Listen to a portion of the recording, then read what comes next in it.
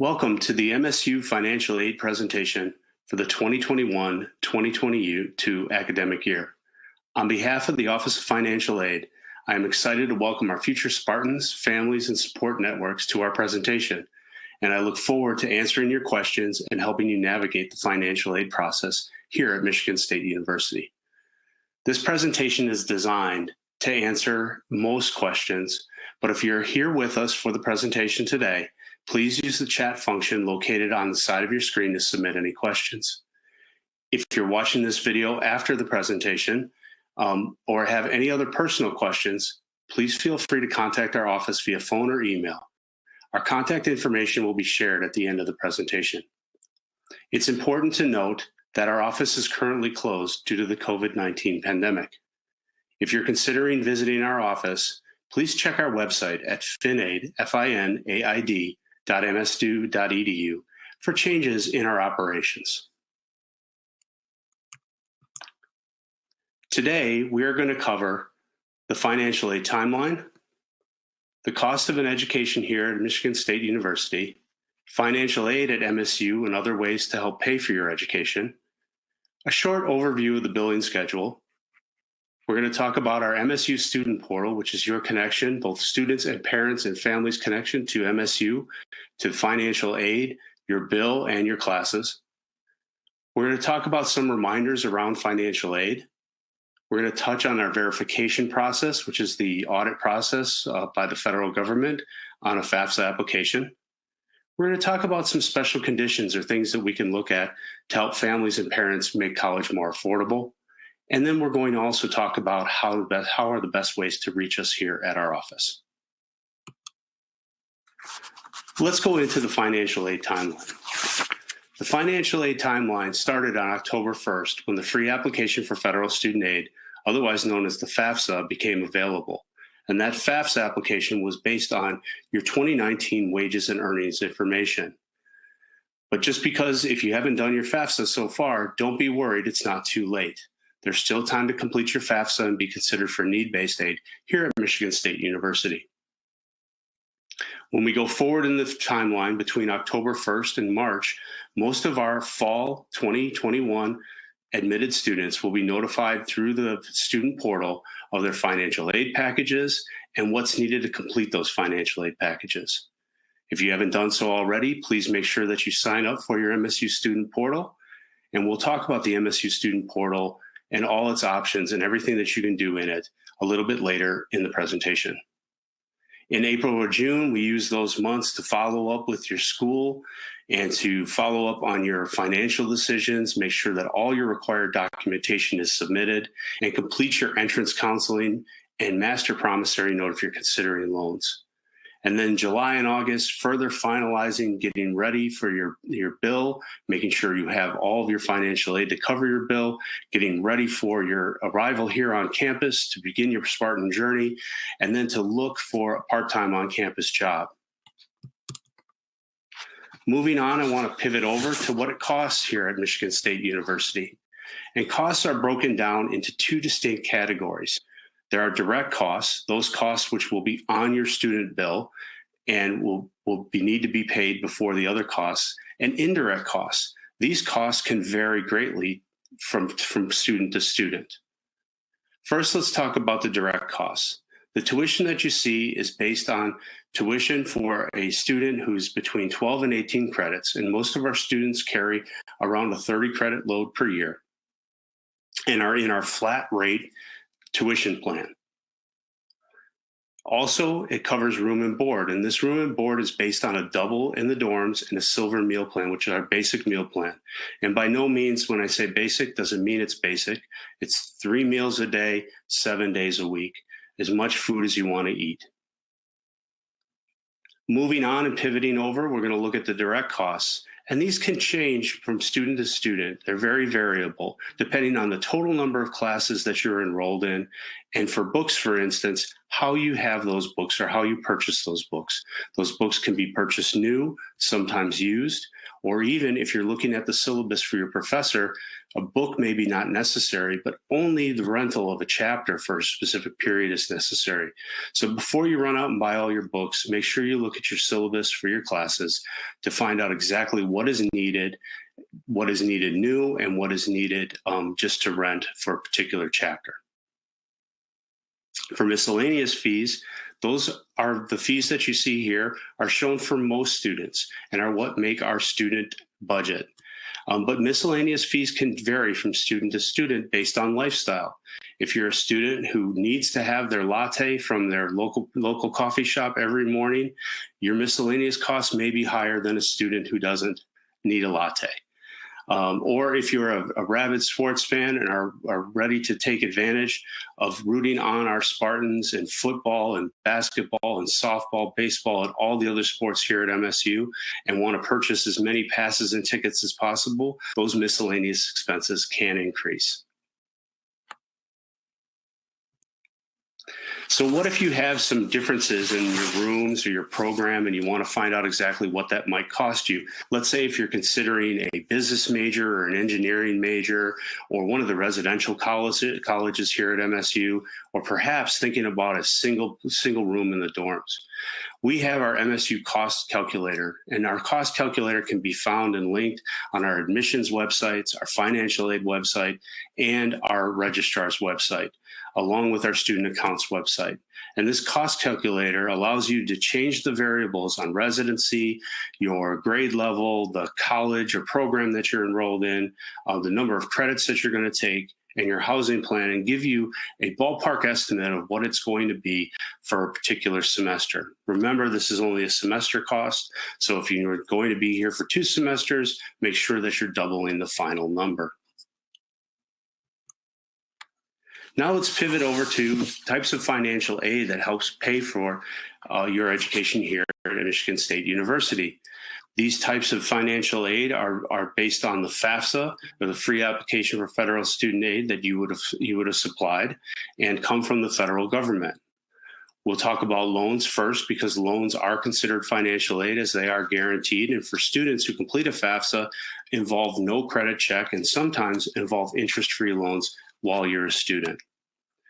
There's grants, which are need-based and based on your FAFSA application.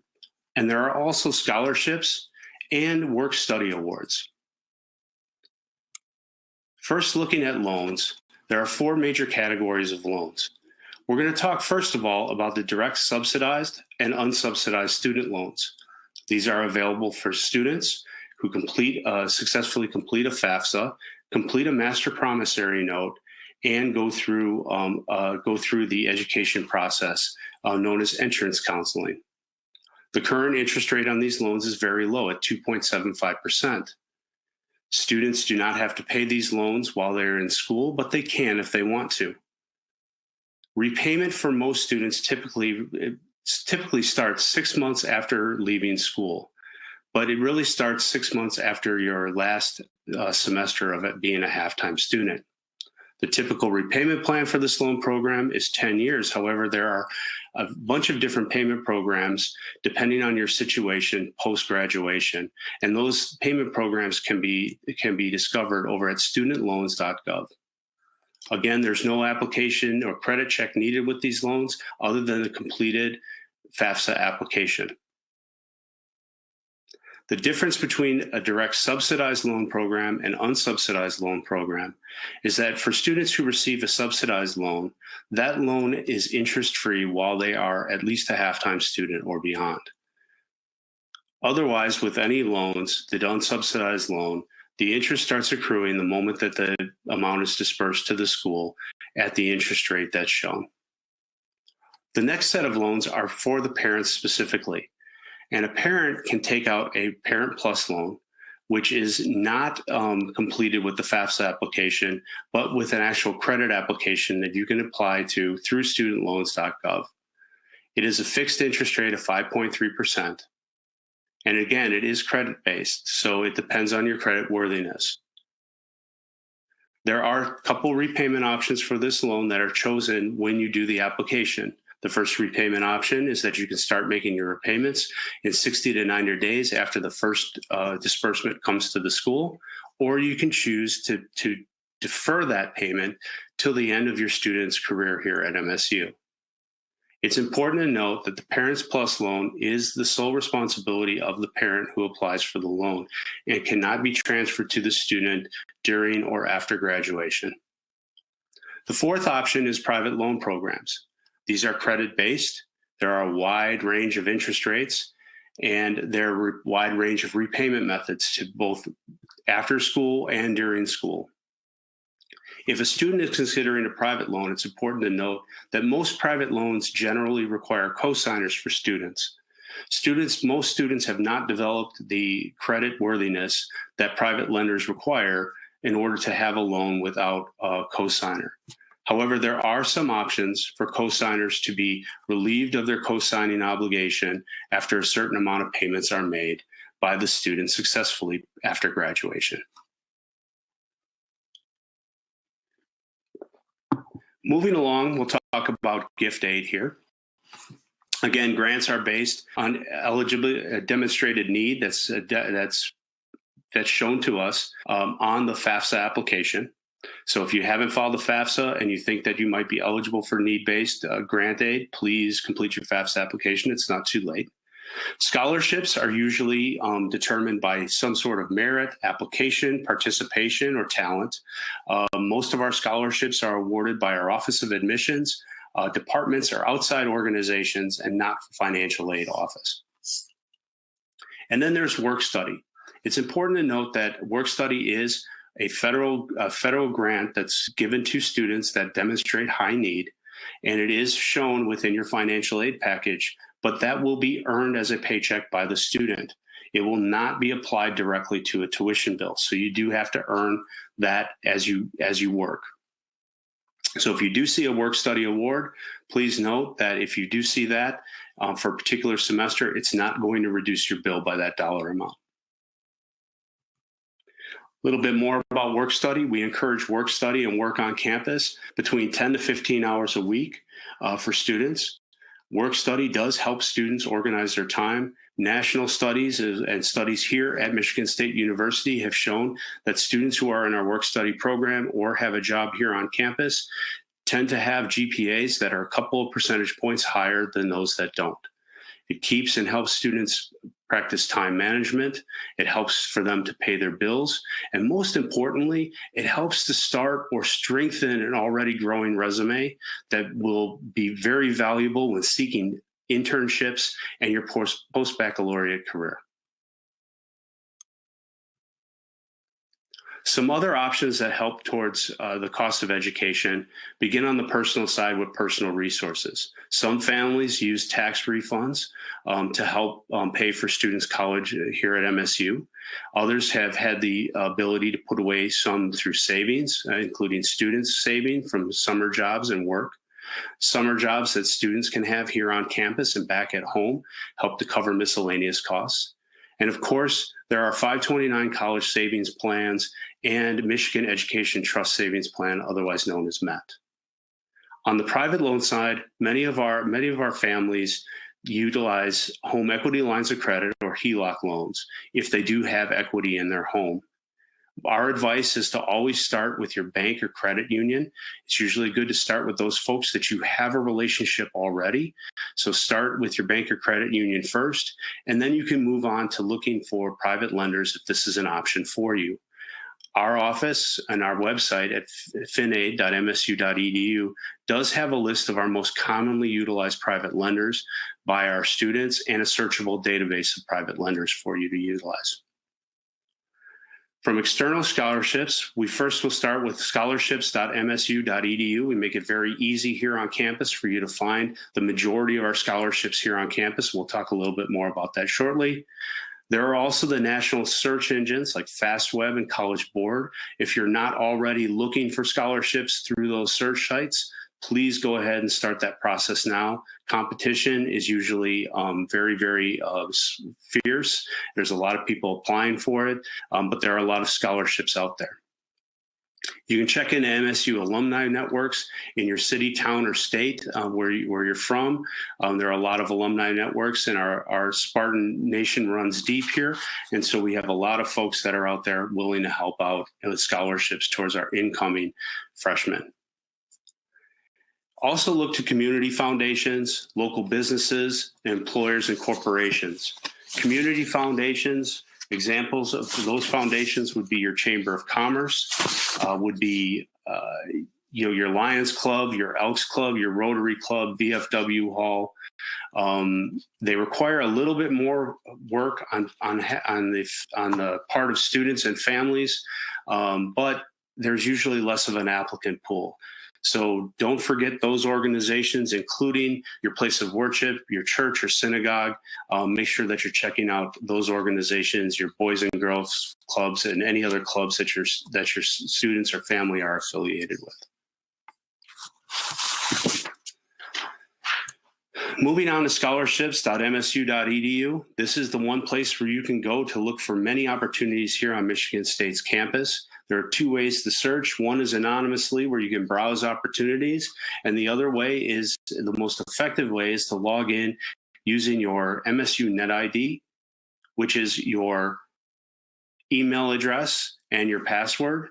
When you log on to look for those scholarships, you're going to be able to look for general scholarships that are open to all students, departmental scholarships that open to students who are in a particular major or college, as well as for fellowships that are open to our graduate students as you move on from your baccalaureate education onto a graduate education.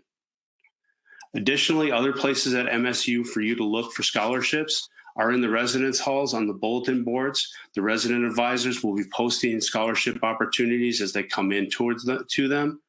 Our financial aid social media pages on Facebook and Twitter, follow us. We do have postings that are not necessarily in the system, but are from our outside partners that happen from time to time. Your MSU email is another good resource. Departmental or college bulletin boards as you're passing through to classes in the hallway or even meeting with your professor or advisors. Please make sure that you're looking at the billboards for potential scholarship opportunities. And get connected and get involved. There's a ton of organizations and clubs that are available here at Michigan State University, beginning with ASMSU, which are Associated Students of Michigan State University, our student government, and all the clubs that are out there. A lot of those clubs and organizations have scholarships to help students afford college. Taking a quick look at the billing schedule. It's just an overview of the billing schedule. More detail on the billing schedule, processes, and procedures are going to be available through the student orientation process.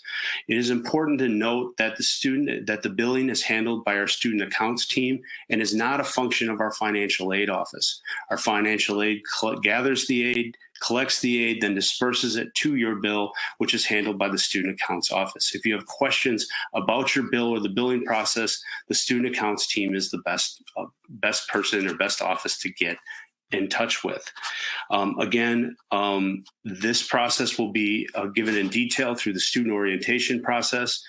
They're preparing a wonderful orientation video that will walk you through the process, but an overview of the process is as follows. There are 4 easy payments and 4 easy installments that begin in July with the first payment due August 1st. The bill is issued in mid-July, and all your financial aid will be applied to everything that's owed. If there's anything left over, it's split into 4 easy payments on August 1st, September 1st, October 1st, and November 1st. And then again, for the spring semester, the process starts all over again with December 1st, January 1st, February 1st, and March 1st as the due dates. And for the summer, the process will follow the same format pretty similarly. Again, please keep aware and your sights set on the student accounts presentation over the course of the summer here through the student orientation process, where they will talk a lot more about the billing and payment cycles. Additionally, if you have any 529 savings plans or Michigan Education Trust plans, those payments and the application of those payments will be handled not by financial aid, but the student accounts team, and instructions on how to submit those and pay those towards your account will be coming. So I want to talk about the MSU Student Portal, and I'm really excited to talk about this. The MSU Student Portal is the place for families, support, and students to connect to MSU, to learn about their financial aid, to interact with their bill, to see their grades and look at classes and register for classes at MSU. You can do a whole bunch of things, get notifications. It's the one place, and every student who's admitted to MSU has access to this portal. Through this portal, you can share information with your family, setting up guest access for certain people in the family to view certain items that are available. You can complete the security questions for financial aid through Share My Info by phone, which is very important because at a certain date here coming up, we're going to require that students and families complete this process. Your information is protected by the Family Educational Rights and Privacy Act, also known as FERPA. This FERPA Act trusts us or entrusts the Office of Financial Aid and MSU to keep the data that we have for students and families safe and secure. And in financial aid, there's a greater importance placed on this because we have a ton of financial aid information that's relative to Social Security numbers and income and all sorts of personal information. So we take your privacy very seriously. Another thing to point out is that under the FERPA Act, the information does belong to the student. So the student controls access, and the student will have to grant access to parents and guests through our student portal. This is a view of what the student portal login screen looks like. Student portal login screen is the login will be your email address or your NetID, also known as your NetID, and the password for that NetID.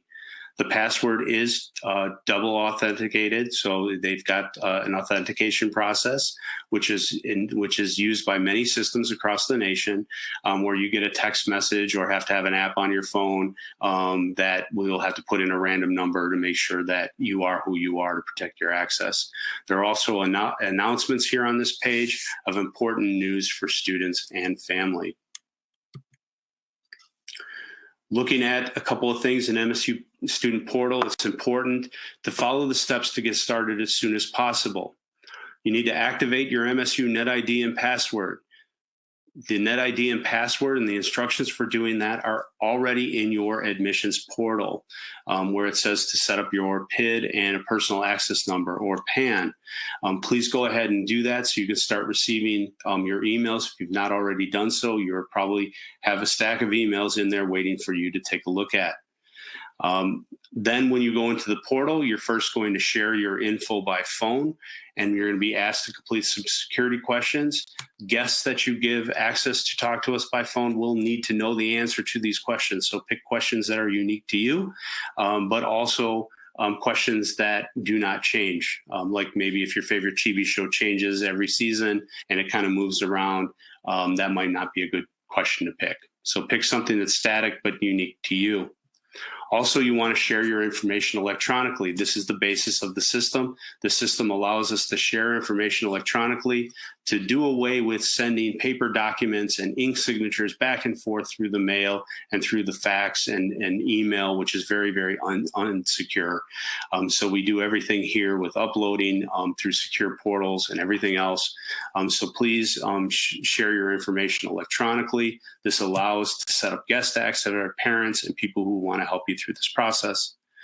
You're going to sign your FERPA consent, which basically talks about the rules that govern your data and what we're bound to and what we need to do, and electronic consent to consent to everything electronically and to participate in the system. And finally, you want to set up guest access. And when setting up guest access, there are different levels of guest access.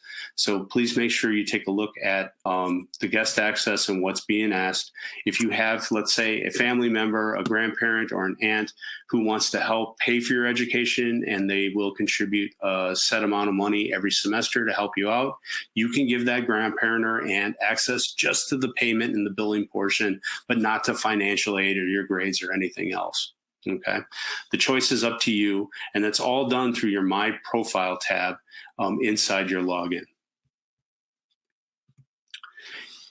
It's important to note the different roles that are involved in our student portal. There are roles that are set up for the student and roles that are set up for a parent. Students can control guest access and parent access.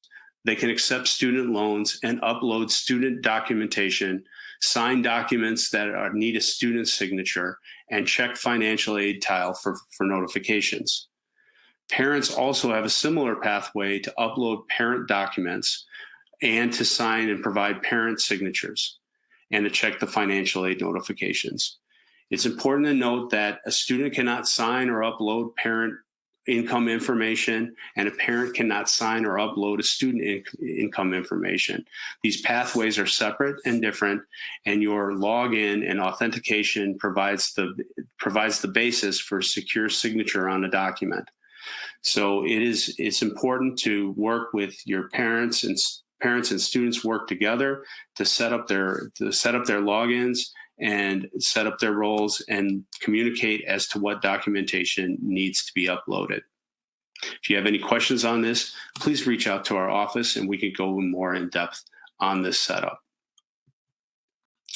This is a look at the MSU Student Portal help page, which can be found at sis.msu.edu/help. This is also linked at your login page and linked throughout your financial aid portal and your student portal. So you will be able to take a look at this and you will be able to make sure that you can go here. There's videos, FAQs, and step-by-step guides for setting up access and setting up your Share My Information by phone and all the other options in the student portal. This is what your student portal will look like, and we'll have a bunch of these little tiles, as we call them, with some notices in the system. There'll be tiles for your classes, but the two that we're going to be concerned about here today are your My Profile, which is linked here in red. That's where you're going to set up guest access. You can change your address. You can do a whole bunch of stuff regarding access and information here at MSU. And then in green with the link is the financial aid tab with the blue ribbon and the check mark. That's where you're going to go to view your financial aid, accept your financial aid, and to do all the things that you need to do with the financial aid office. Once you click that tab in that little tile for financial aid, this is what it will look beyond that.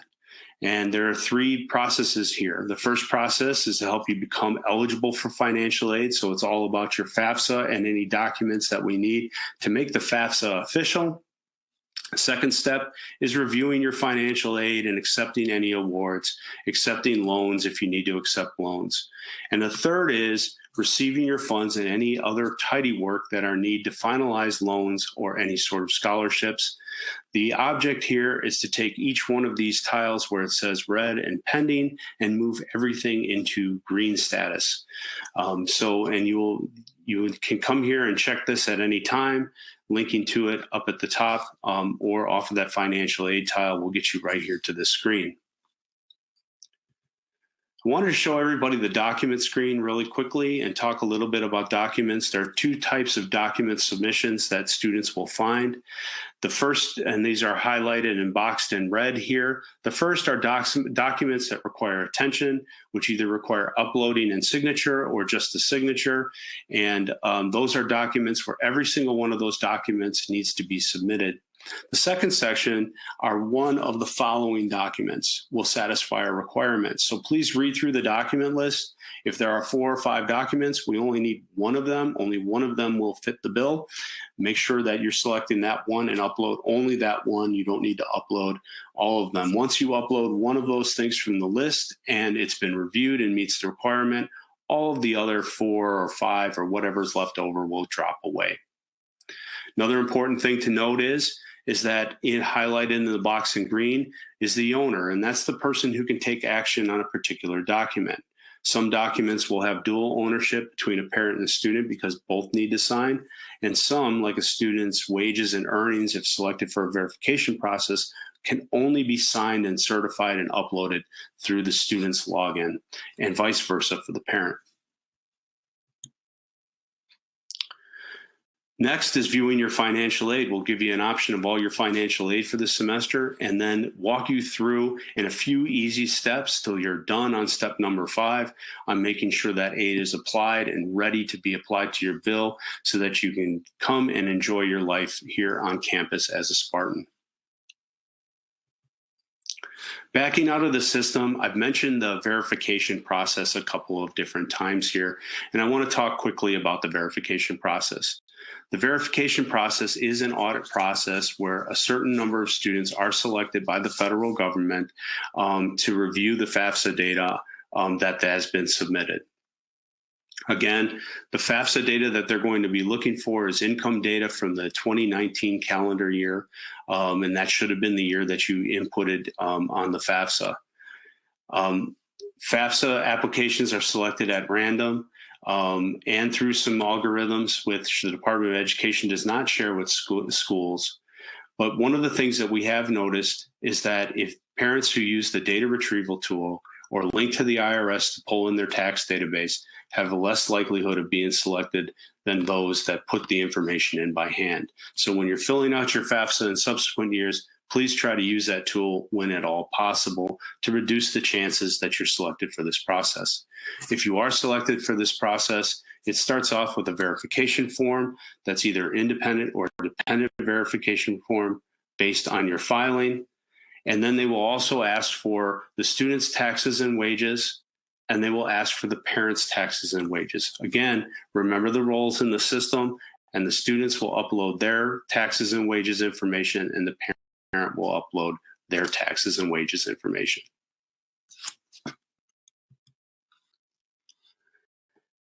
I want to talk about special condition applications. The FAFSA, if you filled it out already, was back in October and was based off of the income that the family made in 2019. And that was a heck of a long time ago. And there are a few things that have gone on in the world since 2019 ended. And so we wanted to talk a little bit about our special application process and how we may be able to help. If the family has experienced a job loss or a layoff, whether it's due to COVID-19 or not, we want to hear from you. If you've experienced tough times and maybe had to pull money out of your 401k or had a one-time severance or something in 2019 happen that doesn't reflect the normal situation, we'd like to hear from you to talk about a special condition application. We'd like to hear about a divorce or death in the family. We'd like to hear about medical or dental expenses if you have expenses that are over 10 to 12% of the family's adjusted gross income. Or any other unusual circumstances, please reach out to our office via phone or email to initiate that discussion. Typically, we're going to ask for a lot of information, and if we have you on the phone, we're going to ask a lot of questions. This helps us learn a little bit more about the situation, and perhaps if we ask the right questions, we might find something that you're leaving out or some other way that we can help you. Additionally, if you're selected for the verification process, that process must be completed before we really look at the special condition application process. So please start that process as soon as possible, but reach out and have a conversation with our financial aid advisors so we can figure out the best way to help you in this situation.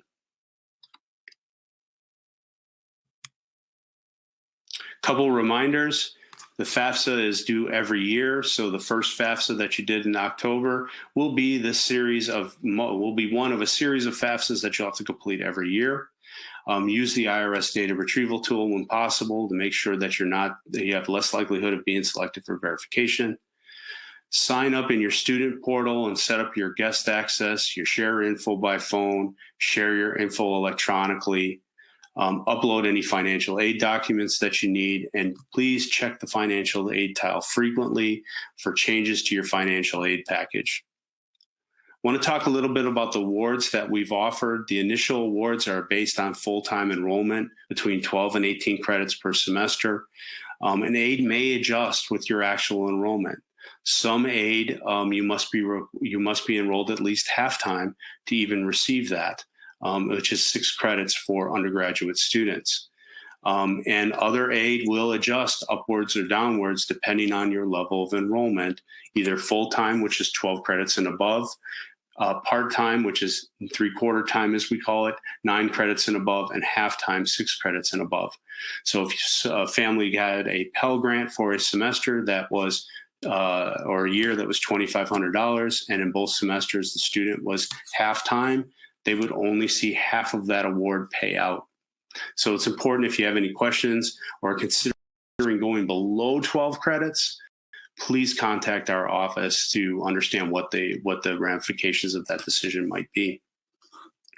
And lastly, check your MSU email account frequently and check the financial aid tile inside your student portal. Log into that student portal frequently to look for updates and news. And from a student account side, just a little flag for them. Sign up for direct deposit. More information about that sign up will be available in the student orientation program. The direct deposit is the fastest way if a student is expecting a refund to help pay for books or miscellaneous expenses, for that refund to come to the account that they choose so that they could go ahead and make those purchases and be ready for class. If you don't have a direct deposit set up, the method is check that goes to the home address, and that usually takes quite a bit of time to deposit and clear and all the holes that banks have through the system. So direct deposit is the fastest way to get your refund, to help you utilize that refund for your costs. And if you have a 529 savings plan or Michigan Education Trust savings plan, please go ahead and contact them about how to apply those payments. This is our contact information. We're located in the Student Services Building. Again, our office is closed right now, but when we open back up, we'll be in the Student Services Building, which is right across from the Broad Art Museum, which is the weird, funky building that looks like a spaceship landed here on campus. But right now we can be reached via email at finaid@msu.edu or via phone at 517-353-5940. And again, check our website, finaid.msu.edu, for updates on our in-person operations. When we resume appointments, there are walk-in appointments. There's no appointment time necessary. Just come on in and see us. We hope to be able to open up our office soon and be able to see people face-to-face and listen and learn and interact with the Spartan community soon. If you have any questions after hours, and our hours are 9 o'clock to 4:45 Monday through Friday, you can visit our webpage at finaid.msu.edu, or on our webpage there's a Ask Sparty simulator, which will help you navigate our web pages and many other departments' web pages around campus. And lastly, I want to thank everybody for joining us here today. We are so excited to have you part of Spartan Nation. We're excited to talk with you and help guide you through this process and answer all your questions for financial aid. If you had the chance during this presentation to have your questions answered through the side chat, we're so happy we could answer those questions. But if you do have further and deeper questions that weren't answered by the presentation, want to talk to us about a special condition application or other situation, please reach out to us. We would love to hear from you, and we're looking forward to taking that call. Again, congratulations on becoming a Spartan, and go green.